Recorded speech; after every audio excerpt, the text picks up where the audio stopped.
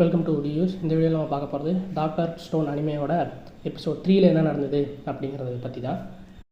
So நம்ம செங்குவாகட்டும் அதுக்கப்புறம் சுகாசாகட்டும் அவர் ரெண்டு பேருமே ஃபஸ்ட் டைம் ஒரு டிஸ்அக்ரிமெண்ட்டுக்கு வராங்க. என்ன அப்படின்னா, நம்ம செங்கு எல்லாத்தையும் காப்பாற்றணும்னு சொல்கிறேன். சுகாசா இல்லை செலக்டிவ் பீப்புளை தான் நம்ம காப்பாற்றணும், இந்த கெல்டுக இந்த பணக்காரங்களையெல்லாம் காப்பாற்றக்கூடாது அப்படின்னு சொல்லி ரெண்டு பேர்த்துக்குமே முட்டிட்டு நிற்கிது. ஸோ இதை தெரியாமல் நம்ம தாய்ஜு வளரிடுறான். எதை பற்றினா அந்த ஃப்ளூயிடை பற்றி, அதாவது கல்லாக மாறினவங்கள திரும்ப உயிரோட கொண்டு வரதுக்காக அவங்க ஒரு ஃப்ளூயிடை ரெடி பண்ணியிருப்பாங்க. ஸோ அந்த ஃப்ளூயிடை பற்றி சுகாசா முன்னாடி நம்ம தாய்ஜு வளரிடுறான். சுகாசாவுமே என்ன அப்படின்னு சொல்லி கேட்கவுமே செய்கிறான். சரி ஓகே சுகாசா, நீ உன்கிட்ட சொல்ல வரும்ல, வா உன்கிட்ட நேர்லேயே காட்டுறேன் அப்படின்னு சொல்லிட்டு செங்கு கூப்பிட்டு போகிறான். எங்கே அப்படின்னா, நம்ம தாய்ஜோட ஆள் கல்லா மாதிரி இருப்பாள். ஸோ அவங்கள திரும்ப உயிரோட கொண்டு வரதுக்கு வேண்டி அந்த இடத்துக்கு கூப்பிட்டு போகிறான். ஸோ இதில் பார்த்திங்கன்னா அது நைட்ரிக் ஆசிட் தான். பட் நம்ம தாய்ஜு என்ன சொல்கிறான், தாய்ஜு அவனுக்கு சந்தோஷம். ஸோ நம்ம தாய்ஜுக்கு சந்தோஷம், நம்ம ஆள் உயிரோட வரப்போகிறாளே அப்படின்னு சொல்லிட்டு. பட் செங்கு என்ன சொல்கிறான்னா, டே லூசு பையில, இது இவ்வளோ சொல்யூஷன் பத்தாதா, இன்னும் நிறையா வேணும். ஸோ நீ அந்த குகைக்கு ஓடி போயிட்டு இன்னும் கொஞ்சம் எக்ஸ்ட்ரா ஃப்ளூயிடை எடுத்துகிட்டு வா அப்படின்னு சொல்கிறாங்க. ஸோ நம்ம சுகாசா நிறுத்தி, உன்னோட நான் ஸ்பீடாக விடுவேன், அந்த குகை எங்கே இருக்குன்னு சொல்லி நான் போய் எடுத்துகிட்டு வரேன் அப்படின்னு சொல்லி நம்ம சுகாசா அந்த கேவுக்கு போகிறான். அந்த கேவுக்கு போனோடனே சுகாசாவுக்குமே தெரிஞ்சிருச்சு, ஓகே இது ஒரு நைட்ரிக் ஆசிட் போல் அப்படின்னு சொல்லிட்டு. இந்த சுகாசா போன கேப்பில் நம்ம செஞ்சு என்ன பண்ணுறோம் அப்படின்னா, அந்த ஃப்ளூயிட் ஆகட்டும், அதாவது அந்த நைட்ரிக் ஆசிட் ஆகட்டும், அதுக்கப்புறம் அவங்க செஞ்சு வச்ச ஒயின் ரெண்டுத்தையும் மிக்ஸ் பண்ணி கலக்கிட்டு இருக்கான். ஏன்டா பண்ணுற, மொத்தம் பத்தாதே அப்படின்னு சொல்லும்போது, அதில் சுகாசா இதுக்கு வேண்டி தான் நான் அனுப்பிச்சுட்டேன், அவனுக்கு இந்த காம்பினேஷன் தெரிஞ்சிடவே கூடாது அப்படின்னு சொல்லி. ஸோ ஃபைனலாக அந்த சொல்யூஷனை ரெடி பண்ணி நம்ம தாய்ஜு ஆள் மேலே அந்த சொல்யூஷனை கொட்டி, ஸோ திரும்ப தாய்ஜு ஆள் உயிரோட வந்துட்டா. ஸோ தாய்ஜுக்கும் சரி தாய்ஜோட ஆளுக்கும் சரி ரொம்ப சந்தோஷம். ரெண்டுமே ஐஸ் டு ஐஸ் மீட் பண்ணிக்கிறாங்க. ஸோ தாய்ஜோட ஆள் என்ன சொல்கிறா அப்படின்னா, ஸோ ஃபைனலாக தாய்ஜு நீ சொன்ன மாதிரியே நீ நீ காப்பாற்றிட்ட அப்படின்னு சொல்லிட்டு. ஸோ ரெண்டு பேருக்குமே பயங்கர ஹாப்பி. செங்கு என்ன சொல்கிறான் அப்படின்னா, ஸோ நீங்கள் ரெண்டு பேரும் ரொமான்ஸ் பண்ணது போதும், அந்த காட்டுவாசி திரும்ப வந்தானா 3 வெட்டி கொல்ல விட மாட்டான், நீங்கள் ரெண்டு பேரும் ஓடிடுங்க, நான் பார்த்துக்கிறேன் அப்படின்னு சொல்லும்போது, தாய்ஜு நண்பா நான் பார்த்துக்கிறேன், நீ அமைதியாக இரு அப்படின்னு சொல்லி இவங்க பேசிகிட்டு இருக்கும்போதே அந்த காட்டுவாசி சுகாசா வந்துட்டான்.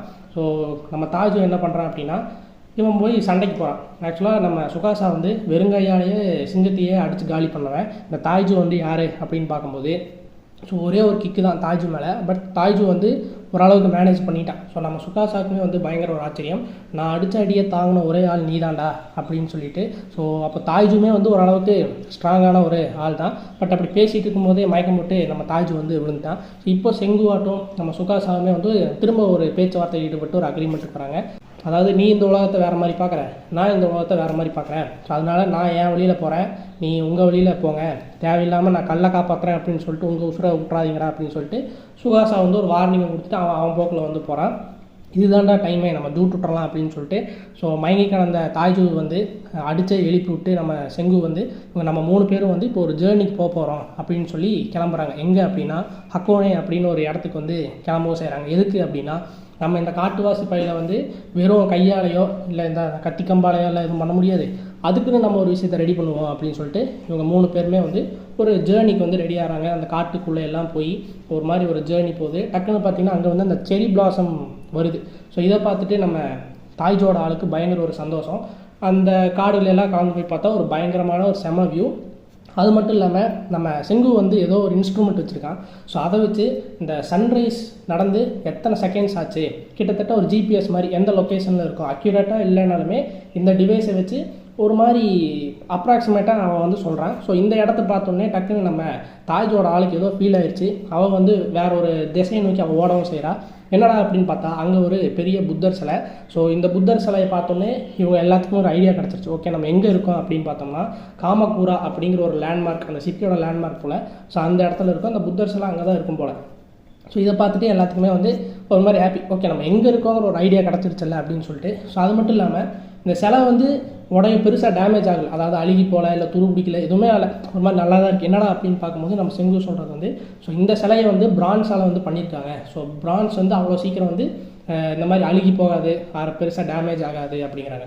அது மட்டும் இல்லாமல் இந்த புத்தர் சிலையை சுற்றி வந்து பெருசாக செடி மரங்கள் வந்து சுத்தமாகவே இல்லை.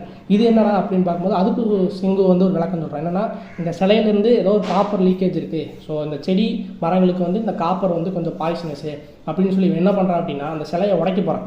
ஏய் லூசு பையனே, அது புத்தர் சிலைடா, இதை ஏன்டா போய் உடைக்க போகிறேன்னு சொல்லிட்டு நம்ம தாஜு தடைக்க, ஏய் இதுக்குள்ளே காப்பர் பிரான்ஸ் எல்லாம் இருக்குது, கெமிக்கல்ஸ் நமக்கு யூஸ் ஆகுமே அப்படின்னு சொல்லிட்டு அதை எடுக்கவே போகிறான். அந்த சிலையை கொஞ்சம் உடச்சி அதை எடுத்துகிட்டுமே வந்து வராங்க. அப்படியே நைட் ஆகிடுச்சு.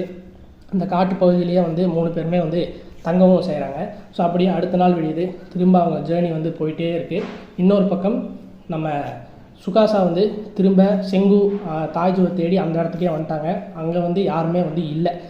சுகாசாக்குமே ஒரு ஐடியா கிடச்சிருச்சு. ஓகே, இந்த 3 பேரும் நம்மளை ஏமாற்றிட்டு எஸ்கேப் போயிட்டானுங்க. இந்த செங்கு வந்து பயந்து ஓடுறவங்கலாம் கிடையாது, ஆனால் ஏதோ ஒரு மேட்டராக தான் அவன் வந்து ஓடி இருக்கான் அப்படின்னு சொல்லி நம்ம சுகாசாக்குமே வந்து ஒரு விஷயம் வந்து புரிஞ்சிருச்சு. இன்னொரு பக்கம் இவங்க 3 பேருமே வந்து ஒரு ஜேர்னி போயிட்டே இருப்பாங்க இல்லையா. ஸோ அவங்க வந்து ஒரு ஹாட் ஸ்ப்ரிங்கான ஒரு இடம், அதாவது சுடுதண்ணி இருக்கிற இடத்துக்கு வந்து வந்துட்டாங்க. என்னடா அப்படின்னு பார்த்தீங்கன்னா, ஸோ இதுதான் இந்த அக்கோனே. இங்கே வந்து நிறையா வால்கனோஸ் வந்து இருக்குது. இங்கேருந்து பார்த்தா மவுண்ட் ஃபியூஜி வந்து அவ்வளோ அழகாக தெரிஞ்சுது. ஸோ இது வந்து ஃபுல்லாக வால்கனோ.